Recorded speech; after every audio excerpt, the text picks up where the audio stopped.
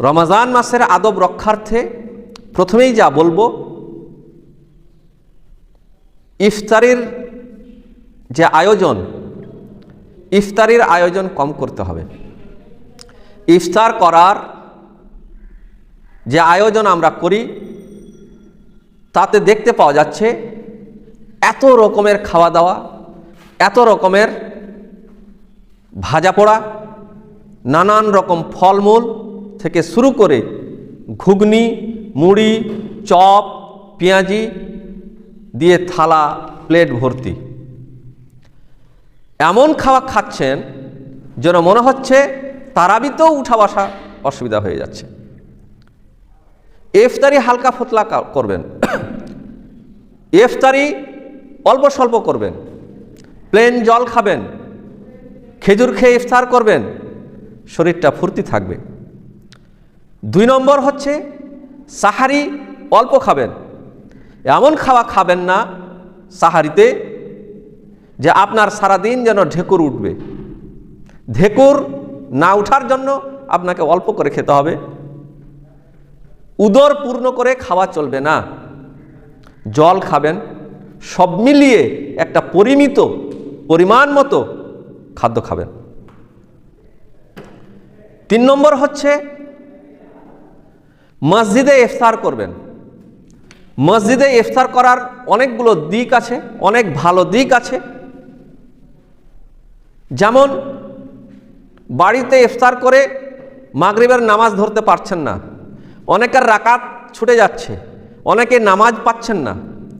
এগুলো থেকে বাঁচার জন্য মসজিদে ইফতার করবেন। আপনি ইফতারি দিয়ে চলে যাচ্ছেন, আপনার ইফতার খাবে কে? বিদেশ থেকে লোক আসবে? মুসাফির কজন আসবে? আসলো 2-4 জন।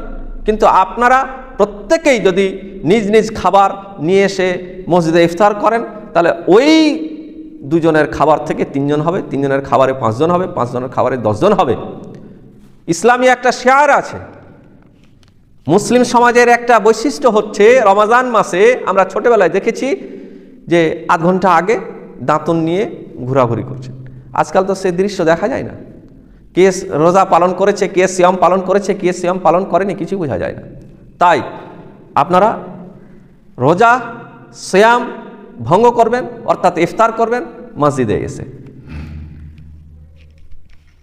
4 নম্বর হচ্ছে বাইরের তেলে ভাজা, চপ, পেঁয়াজি এবং অন্যান্য যে সুস্বাদু খাবার আছে সেগুলোকে পরিহার করুন।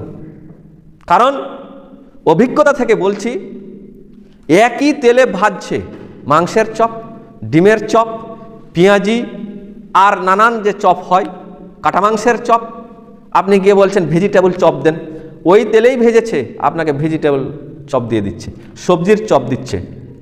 তাহলে একই তেলে কাটা মাংসর চপ ভাজা হলো, একই তেলে সবজির চপ ভাজা হলো, তাহলে আপনার পার্থক্যটা থাকলো কোথায়? আমরা এমন কাজ করব না যাতে রোজাগুলো আমাদের দুর্বল হয়ে যায়। শেষে আর একটা কথা বলি, তারাবির সালাতে দীর্ঘ তেলাওয়াত শুনুন। আপনারা ছটপট করবেন না। এখানে 2টি ইবাদত একত্রিত হয়। এক হচ্ছে সালাত আদায় করা কি ইবাদত, আর 2 হচ্ছে কোরআন তেলাওয়াত করা বা কোরআন তেলাওয়াত শোনা কি ইবাদত। তাহলে 2 ইবাদত একত্রিত হচ্ছে, তাহলে একসাথে আপনারা 2টো ইবাদত করার পুণ্য পেয়ে যাবেন। তাহলে এখান থেকে আমরা বুঝতে পারলাম যে সাহারি খাওয়া দাওয়া এবং ইফতার খাওয়া দাওয়া এবং তারাবিতে কোরআন তেলাওয়াত শ্রবণ করা খুব গুরুত্বপূর্ণ বিষয়। এটা আমাদেরকে মাথায় রাখতে